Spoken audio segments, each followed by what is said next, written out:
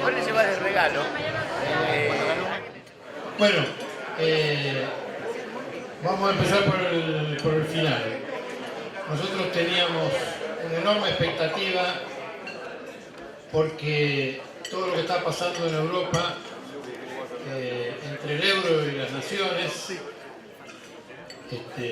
ha obligado a dividir las aguas, la famosa brecha que habla la oposición aquí, que nosotros creemos firmemente que existe y debe existir, entre las corporaciones y sus intereses y los pueblos y sus intereses. Como son irreconciliables en estos términos que se dan, no solamente nosotros hemos vivido nuestro propio proceso en Latinoamérica, sino que también se han latinoamericanizado a Europa y están sucediendo esos movimientos entre el pueblo por un lado y las corporaciones económicas por el otro. Y seguimos con gran interés todo el proceso de Grecia, de Tsipras, de Varoufakis, de la negociación con Alemania y también todo lo que está sucediendo en España, la alcaldía ganada de Barcelona, la posible alcaldía de Madrid y todo el movimiento que han encarado y han dirigido y han posicionado en el pueblo, en su relación con el pueblo, Pablo Iglesias y el querido compañero secretario político de la organización y que estaba a cargo de las campañas y que hoy ha estado dando una disertación en la Universidad de Lanús y ha tenido la gentileza, gracias a los amigos que lo han invitado, gracias a Facundo Firmenich que nos acompaña, que está presente.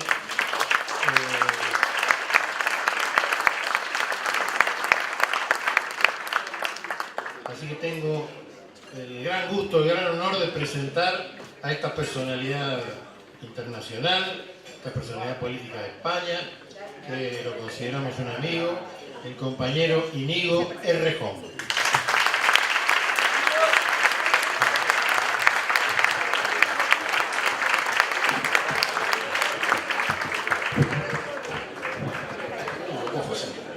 Si no, así con el trípode parece como si fuera a cantar en una voz. Bueno, gracias por la presentación, gracias compañeras y gracias compañeros por el cariño, todas y cada una de las veces que venimos, por el respeto, por la atención, por la cantidad. Nos sigue sorprendiendo la cantidad de gente que sigue las cosas que hacemos, los tropiezos que cometemos, las cosas que nos salen bien, lo que nos atacan, lo que nos defendemos. Nos sigue llamando la atención la cantidad de gente que nos sigue con cariño, con respeto, con fraternidad. Y últimamente no abundan tampoco los eventos en los que uno tome la palabra no para combatir, no para disputar, no para explicar las razones, sino tome la palabra por puro ejercicio de fraternidad política, la tome por el placer de juntarse entre compañeros y también de decir que esperamos estar a la altura, que recibimos mucho cariño y sentimos muy presente ese cariño.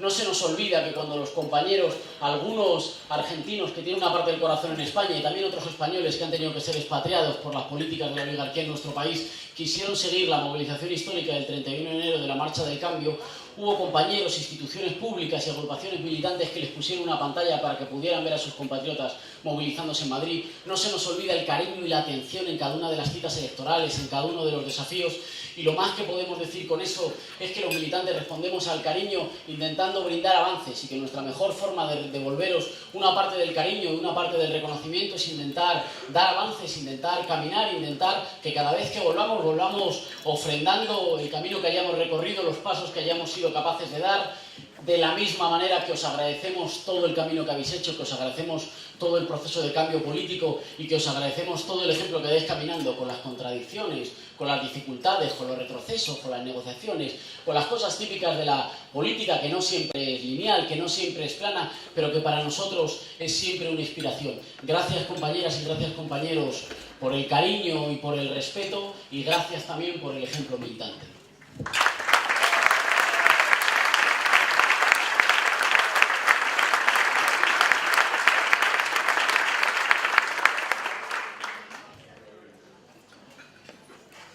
Llegamos un poco tarde porque veníamos de otra actividad y aún así teníamos todas las ganas y toda la voluntad de agradecer a la agrupación Oestergel haberlo organizado, habernos invitado, de agradecerle a todos los compañeros, a todos los cuadros presentes, a todos los simpatizantes, de agradecérselo muy en particular también a nuestros compañeros, a los compañeros de Podemos que están en Buenos Aires, de agradecer a toda la gente que se hubiera acercado y que ha manifestado el interés en la experiencia. Venimos discutiendo en las pocas, como siempre pocas horas, porque las horas en Buenos Aires corren siempre muy deprisa. En las pocas horas desde el aterrizaje, una parte de la hora trágica y del momento decisivo que vive Europa. Mucha gente ha preguntado por lo que estaba sucediendo en Grecia y por qué perspectivas ofrecía eso a lo que estaba sucediendo en España. Y ahí tenemos que decir con toda la responsabilidad, pero también con todo el vértigo que da estos momentos, que Europa vive un momento de encrucijada y de disyuntiva histórica. Europa vive ya hoy un momento en el que todo el mundo reconoce que el proyecto de integración europea, tal cual fue configurado por las élites políticas y económicas, ha fracasado. Y la disyuntiva o la decisión que tenemos que tomar, y que seguramente no será de un día, ni se dilucidará en una elección o en dos, sino que será un combate más largo, es si vamos a ser capaces de construir una integración europea para los pueblos o si vamos a seguir avanzando en una integración europea que se ha convertido en una suerte de trampa mortal para los países del sur de Europa, a los que son sometidos a un dictamen casi colonial y a un tipo de integración europea que ha hecho que las élites, que las oligarquías financieras hayan escapado a cualquier control democrático, a cualquier control de ninguna institución, al control de sus propias instituciones públicas, al control de sus propias opiniones públicas. El momento que vivimos en Europa es un momento de encrucijada histórica y vendrán muchas batallas y no todas serán fáciles. Y miramos el ejemplo del pueblo griego con cariño, con fraternidad, pero también con la responsabilidad de los que saben que ser radical en el sentido bueno, que lo decimos nosotros, que ser radical, pero el chiste fácil de hacer aquí, El radicalismo, que el compromiso revolucionario no tiene que ver con proclamar consignas altisonantes, no tiene que ver con proclamar que uno se comería el mundo, que uno si estuviera en esa situación, sino que tiene que ver con construir la fuerza real para ser capaz de producir las decisiones a favor de su pueblo cuando uno se ve enfrentado en ese momento drástico en el que los que no tienen el apoyo de las mayorías, pero tienen mucho poder, pero tienen mucho dinero acumulado, pero tienen muchas amistades poderosas, son capaces de ejercer un poder de veto. Y lo hemos visto de forma dramática en la situación griega. Hemos visto de forma vergonzante al gobierno alemán como la punta de lanza de las oligarquías europeas, intentando poner de rodillas a un gobierno democráticamente elegido, tratándole como el gobierno de una colonia.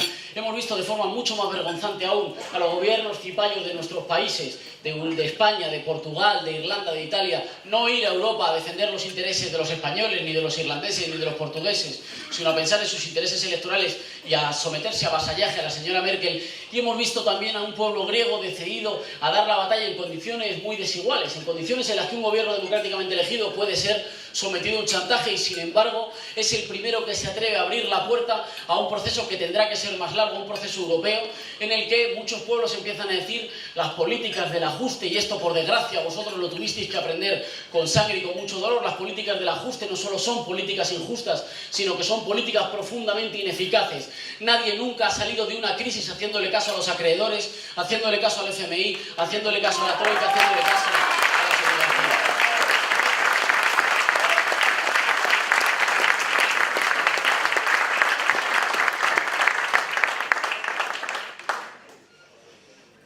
Y en ese sentido y en ese momento decisivo nosotros nos encontramos atravesados por una situación paradójica.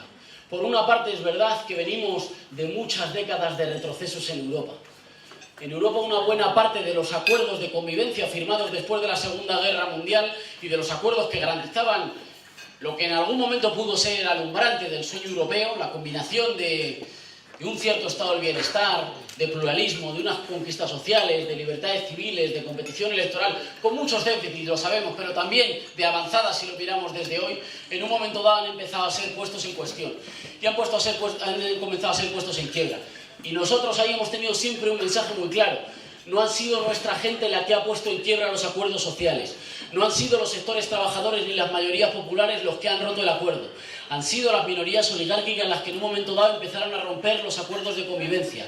Han sido ellos los que secuestraron las instituciones y las pusieron al servicio de intereses minoritarios.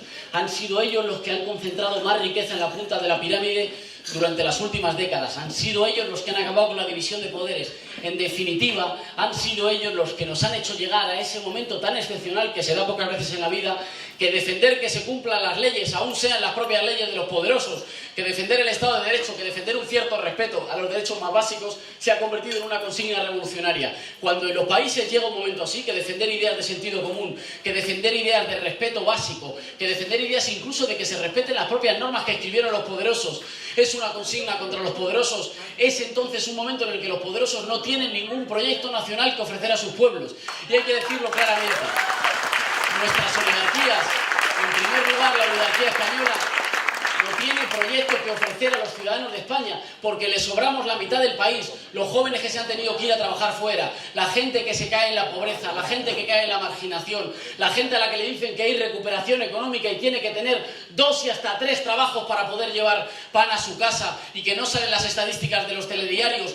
Nuestras élites, lo que nosotros llamamos nuestra casta, no tiene ningún proyecto que ofrecerle para más de la mitad del país. Y ese es el momento en el que hay que decirle, si vuestro proyecto histórico es que gobierne Merkel en España, vosotros sois una élite antinacional, sois una élite cipaya, tenéis que hacer las maletas y tenéis que ir.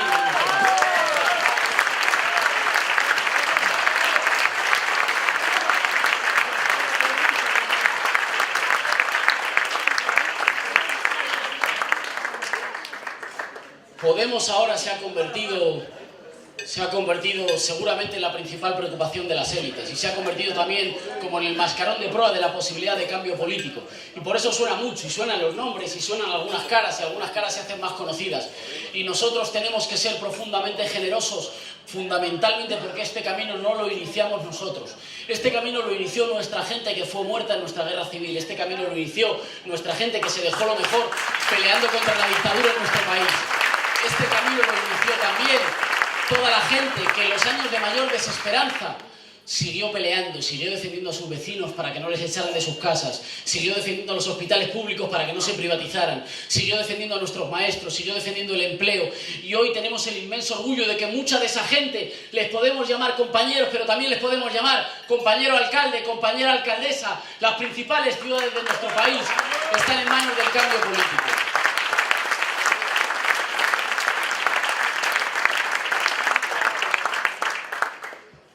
El movimiento 15 de mayo, y antes lo cantaba la compañera, sacudió muchas cosas en nuestro país. Como no afectó a las elecciones, las élites políticas tradicionales se atrevieron a mirarlo con desprecio. Bueno, sí, ustedes, es muy fácil que llenen plazas, eso lo han hecho muchas veces, es muy fácil que protesten. Otra cosa es construir un partido político y presentarse a las elecciones. Y había permanentemente un gesto de soberbia y de desprecio para con la gente que se manifestaba y que decía, inicialmente decía, no nos pasen por encima, no nos gusta lo que están haciendo, se están riendo de nosotros, están convirtiendo las instituciones en patrimonio de quien las gobierne, no de todos los ciudadanos.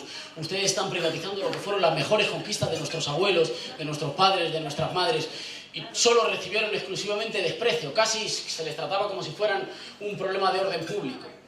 No cambiaron los equilibrios de poder en el interior del Estado y tampoco cambiaron los resultados de las elecciones. Así que durante mucho tiempo, durante unos cuantos años, los privilegiados en mi país siguieron pensando que nada había cambiado. Como en el país oficial nada había cambiado, y en las instituciones y en la televisión nada había cambiado, siguieron pensando que nada se estaba moviendo. Y sin embargo, por abajo se estaba moviendo una energía de mucha gente que venía de sitios diferentes, y eso seguramente no todos los sectores militantes y transformadores lo entendieron, pero una energía que venía de muchos sitios, que no venía solo de las corrientes organizadas de la militancia. Lo que vimos es una posibilidad de construcción popular, porque mucha gente que venía de haber confiado en el Partido Socialista, en el Partido Popular, en la abstención, en ninguno de los dos, en un momento dado dijo, miren, yo no tengo muy claro si soy de izquierdas o de derechas, yo no tengo muy claro con qué bandera me emociono, pero sé que quiero vivir en un país digno y he cogido la profunda convicción de que las élites que gobiernan no nos pueden deparar un país digno a la mayor parte de los españoles. Y en ese momento dijimos, es posible que el 15 de mayo no haya transformado en lo fundamental los equilibrios de poder en el Estado, pero ha cambiado la forma de vernos como país, y ha cambiado el sentido común de época, y ha comenzado a cambiar las cabezas. Y con eso estamos armados y tenemos condiciones para iniciar una aventura política. Y nos lanzamos, y lo sabréis todos los compañeros, militantes, constructores, conductores que estáis aquí, como inicia todo el mundo las aventuras políticas. Y hay siempre una parte de conspiración con los amigos, unas cervezas, unas risas, nos atrevemos, no nos atrevemos, vamos a ir dando pasos, bueno, pues vamos a intentarlo. Y hay siempre también leer el momento, pero hay también atreverse Hay también asumir que hay que mancharse y que el que no asuma mancharse y no asuma las contradicciones no quiere hacer política. Y hubo también que asumir que había que atreverse y que había que tener una parte de suerte. Así que decidimos construir un instrumento político que desde el primer día, cuando aún nos menospreciaban, dijera: queremos ganar. Queremos gobernar nuestro país, queremos construir un gobierno al servicio de las mayorías populares en nuestro país, porque va demasiado tiempo que los privilegiados llevan teniendo gobiernos a su servicio, que hacen leyes a su servicio, que le perdonan sistemáticamente todas las deudas a los más ricos y que son inflexibles y que son crueles con las deudas de un taxi, con las deudas de una frutería, con las deudas de una familia, con las deudas de un colectivo de trabajadores, con las deudas de una cooperativa. Queremos ganar. Nos cuentan las anécdotas que la noche de las elecciones europeas... Por cierto, yo no soy nada de creer en esto, pero a fuerza de venir a Argentina voy a empezar a creer en las fechas. Nosotros irrumpimos en la política española un 25 de mayo de 2014 y estamos profundamente orgullosos de compartir esa fecha con la mayoría de ese 25 de mayo nos cuentan que hubo un ministro del gobierno de Rajoy que aceleradamente, según nos vio en los telediarios, los 5 eurodiputados, el 1.250.000 votos, corrió a decir que alguien me presente un informe a ver quiénes son estos de Podemos. Y le dijimos: no nos habéis visto porque no conocéis vuestro país. Vosotros gobernáis vuestro país, pero no lo conocéis, no sabéis cómo vive la gente, no sabéis qué piensa la gente. Por eso os sorprendisteis del pequeño terremoto, un terremoto humilde, todavía no suficiente, con muchos errores, con muchas tareas por dar, pero un terremoto que al fin y al cabo les movió las cosas bajo sus pies y sobre todo quebró la derrota moral y la derrota cultural de nuestro pueblo. Lo más importante que nos habían hecho había sido convencer a la gente de que si estabas pobre era tu culpa, de que si no tenías trabajo era tu culpa, de que si tu hijo se había tenido que ir a estudiar fuera era tu culpa, de que no habías estudiado suficiente, de que no te habías esforzado lo suficiente, de que tu familia no se había dejado la piel lo suficiente. Convencernos de que era nuestra culpa, dejarnos solos, sin historia, sin memoria, sin banderas, sin referentes, sin símbolos que nos emocionaran. Lo más importante que le hicieron a nuestro pueblo no fueron las medidas de ajuste, no fueron las medidas privatizadoras, no fueron las medidas represivas. Lo más doloroso que hicieron fue el intento de fragmentarnos, de dispersarnos y de convertirnos en un conjunto de individuos solos, aislados, temerosos y con miedo. Y eso nosotros todavía no hemos ganado. Y sin embargo, no hemos ganado todavía. Y sin embargo, el 25 de mayo esto se comenzó a quebrar. El 25 de mayo, con un resultado extraordinariamente modesto, hubo mucha gente que empezó a decir: pues a lo mejor las cosas pueden ser diferentes. A lo mejor los poderosos de repente se muestran inquietos. A lo mejor la gente como yo por una vez puede ganar. Y nosotros decimos que esa energía es la energía de la que están hechas las grandes epopeyas históricas. Cuando la gente decente sale a pecho descubierto y dice: esta vez no, ni todos vuestros amigos, ni todo vuestro dinero, ni todas vuestras influencias. Esta vez la gente sencilla, la gente humilde puede ganar. Y de esa energía están hechos todos los pasos que hemos dado hasta aquí. Y que han sido pasos difíciles. Y hemos tenido que correr a toda velocidad. Lo bromeaba con los compañeros. Hemos tenido que abrocharnos las zapatillas, atar las zapatillas al mismo tiempo que corríamos. Hemos tenido que construir una organización nacional al mismo tiempo que competíamos en las elecciones. Hemos tenido que responder día tras día en los medios de comunicación al mismo tiempo que intentábamos tender la mano a los sectores profesionales o de la sociedad civil de nuestro país para elaborar una propuesta nacional al servicio de las mayorías populares.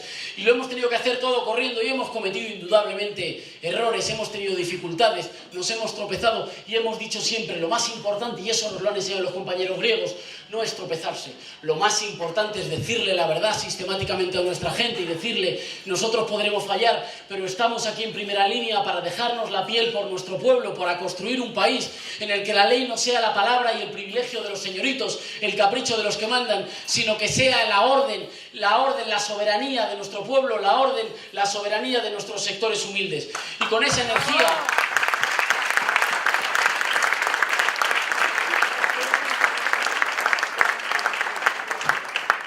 Con esa energía nos acercamos a un momento decisivo. Vamos a tener en un mes las elecciones catalanas, que son unas elecciones decisivas por la historia nacional de Cataluña, pero también por lo que influyen en el conjunto del Estado español. Y en diciembre, si finalmente el señor Rajoy se atreve a convocarlas en diciembre, vamos a tener unas elecciones generales que son seguramente en muchísimas décadas las primeras elecciones generales en las que los dos partidos del régimen, los dos partidos de las grandes compañías, los dos partidos de los privilegiados en España no cuentan con los votos contados a priori, no saben lo que va a suceder. Eso no significa que la competición sea sencilla. Para nosotros las competiciones nunca son sencillas. Es un partido de fútbol en el que tenemos 9, ellos tienen 15, el campo está así inclinado, nuestra portería es mucho más grande y el árbitro nos pita todos los penaltis. Y aún así tenemos muchísimas ganas de jugar ese partido. Tenemos muchas ganas de poder sacar al campo.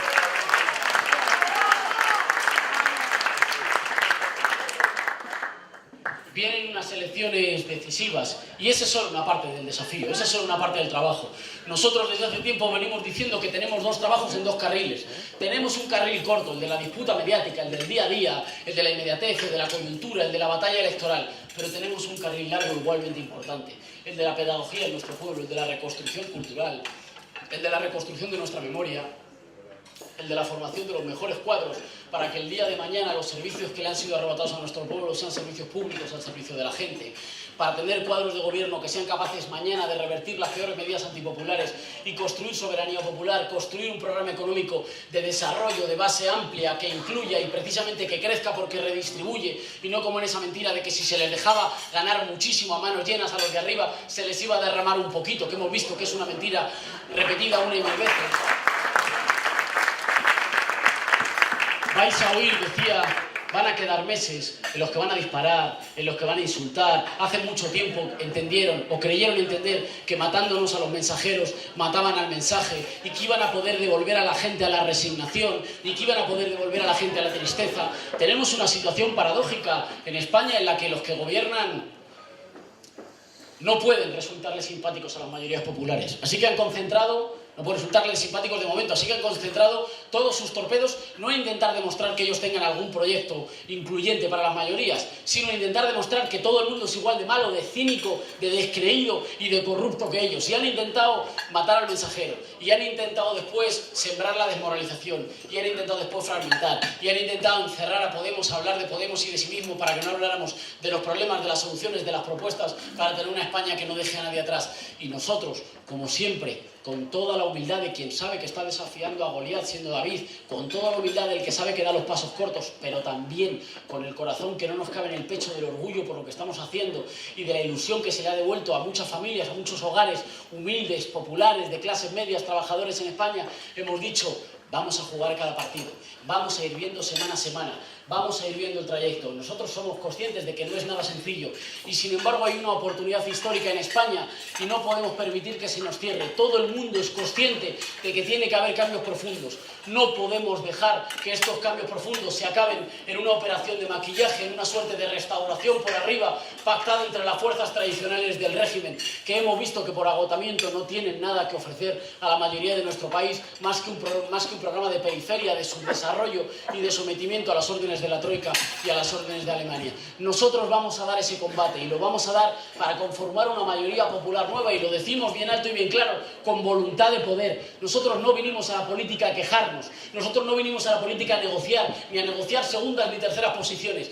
Nosotros hicimos irrupción en la política electoral y en la política institucional porque dijimos, basta ya de canalladas contra nuestra gente, hace falta un gobierno leal con nuestra gente, que ame a su país y que diga de una vez por todas que una patria no son las banderas, ni son las bandas presidenciales, ni son los himnos, que una patria es su gente, que una patria es su pueblo, que una patria son las familias trabajadoras y que nosotros estamos aquí para defender a nuestra patria, para defender a nuestro pueblo.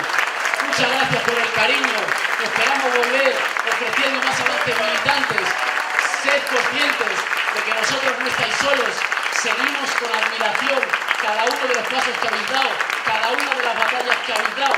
Sabéis que al otro lado del charco tenéis compañeros, tenéis militantes, tenéis un pueblo hermano. Muchas gracias, así se puede. Le voy a pedir a Marina Solano López y a Paul Maistegui que se acerquen, porque vamos a hacer una entrega a Íñigo.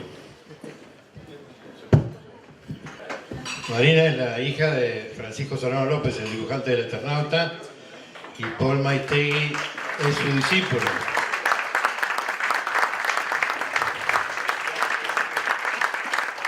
Bueno, y ahora le van a entregar, esta es la sorpresa, no sabe, sí sabe perfecto que es el Eternauta, sí, sabe perfecto. Me ha preguntado por qué tiene tanto éxito aquí.